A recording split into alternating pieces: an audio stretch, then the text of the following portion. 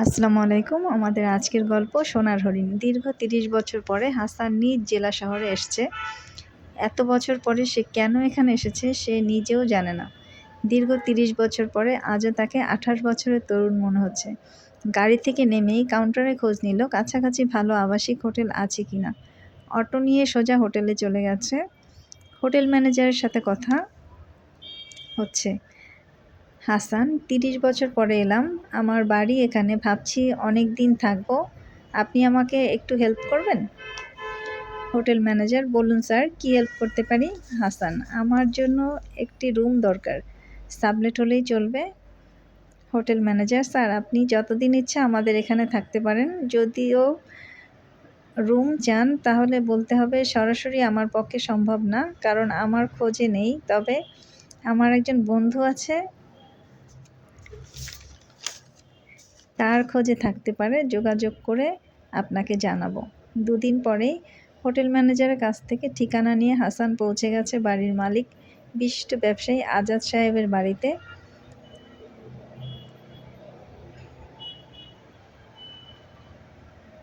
আজাদ সাহেব বাড়িতে থাকেন না। পুরো বাড়ি তিনি কোচিং সেন্টারকে ভাড়া দিয়েছেন। ৪ তলায় ৯টি কক্ষ, ৬০টি কক্ষের বাসিন্দা আছে। একটি কক্ষে দিনা বসবাস করে। দিনা: আপনি কাউকে খুঁজছেন? হাসান: আমি হাসান, হোটেল ম্যানেজার শাহিনের কাছ থেকে ঠিকানা নিয়ে এসেছি।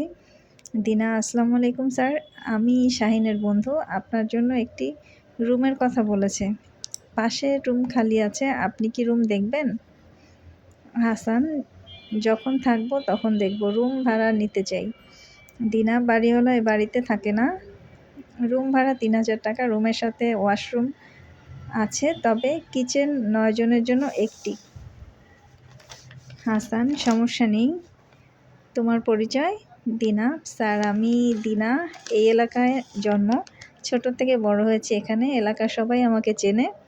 প্যারেন্টস নেই। আগে ২টো রুম নিয়েছিলাম, এখন একটি রুম আমি এবং অন্য রুমটিতে আমি ব্যাচ পড়াই। আমি পেশায় একজন শিক্ষক। হাসান: লেখাপড়া কতদূর করেছ? দিনা: স্যার, আমি মাস্টার্স সহ এমএড করেছি। হাসান: অবাক ব্যাপার, এত লেখাপড়া করে সরকারি চাকরির জন্য ট্রাই করো না কেন? দিনা: স্যার, সরকারি চাকরির পরীক্ষা দিয়েছি, লাভ হয়নি। ৫-১০ লক্ষ টাকা খরচ করতে পারলে সরকারি চাকরির আশা করা যায়। সেই সাথে রাজনৈতিক প্রভাব লাগে। আমার কোনোটাই নেই, তাই সরকারি চাকরির জন্য বসে না থেকে লেখাপড়া সার্টিফিকেট কাজে লাগিয়ে দিলাম। বেসরকারি প্রতিষ্ঠানে প্রায় ৬ বছর পড়ানোর পরে নিজের বাসায় শুরু করেছি। হাসান দিনার কথা শুনে অবাক হয়ে যায়। এই সাহস তার কেন হয়নি? কেন সে এতগুলো বছর একটি সরকারি চাকরির জন্য প্রভাবশালী নেতাদের পিছনে ছুটেছে?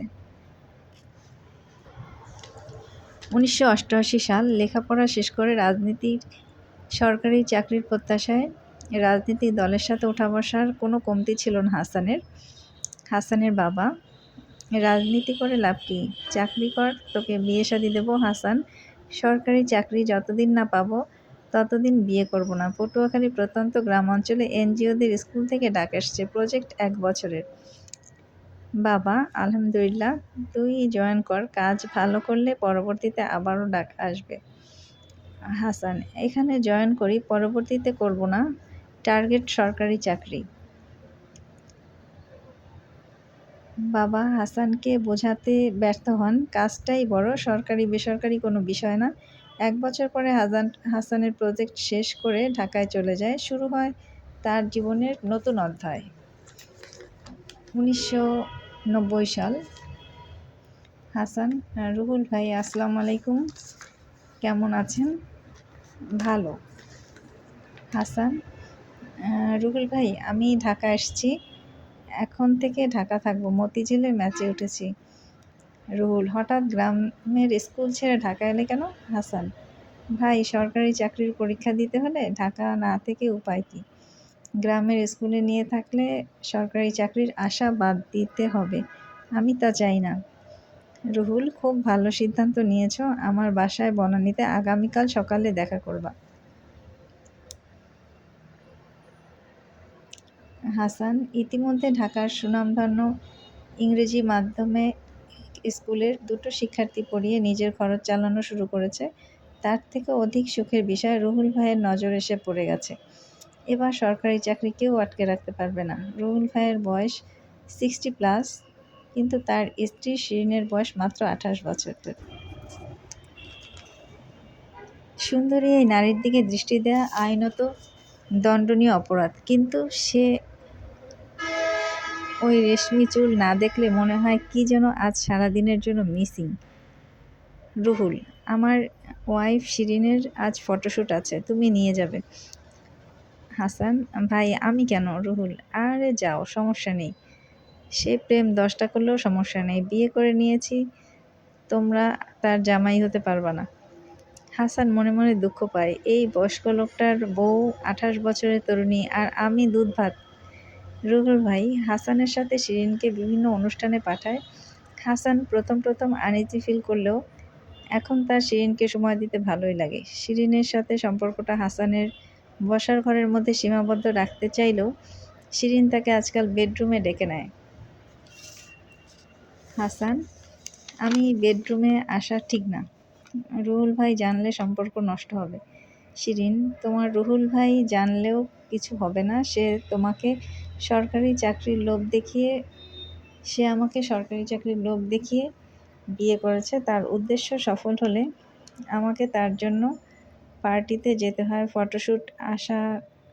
ফটোশ্যুটে আসা তার জন্য, কারণ আমি পরিচিতি পেলে বড় বড় আমলারা আমাকে ডাকবে, অন্যদিকে তার প্রমোশন হবে, সে বড় পদে আছে, আমাকে পুঁজি করে আমার জন্য সে কাজ পায়। হাসান: তাহলে তুমি তার সাথে আছো কেন? শিরিন: রুহুল আমাকে শারীরিক এবং মানসিক চাহিদা পূরণ করতে পারেনি, কিন্তু তার কাছ থেকে আমি এবং আমার পরিবারের খরচ আসে। আজ যদি তোমার মতো একজনকে বিয়ে করতাম তাহলে মাসে 10 লক্ষ টাকা আয় হতো না। হাসান: আজ চলে যাই, তোমার কথা শুনে মনে হচ্ছে এই ঢাকার শহর আমার মতো হাসানের মূল্য নেই। ঢাকার শহরে রুহুল ভাইদের গোলাম। রুহুল ভাইয়ের নির্দেশ পালন আর শিক্ষার্থীদের পড়িয়ে হাসানের জীবন থেকে 30টি বছর কেটে গেছে। মাঝ থেকে হারিয়ে গেছে বাবা। দীর্ঘ 30 বছরের পরে হাসান বুঝতে পারে রুহুল ভাইদের সাথে সময় দিয়ে আর লাভ নেই। বয়সের ভারে সরকারি চাকরি শেষ হরিণ ধরা হলো না। এবার বাড়ি ফেরা যাক। গ্রামের বাড়িতে হাসানের বাবার ভিটা অনেক বছর আগেই দখল হয়ে গেছে। আজ আর কেউ হাসানকে চেনে না। দিনার পাশের ঘরটি হাসানের ভালো লেগেছে। সে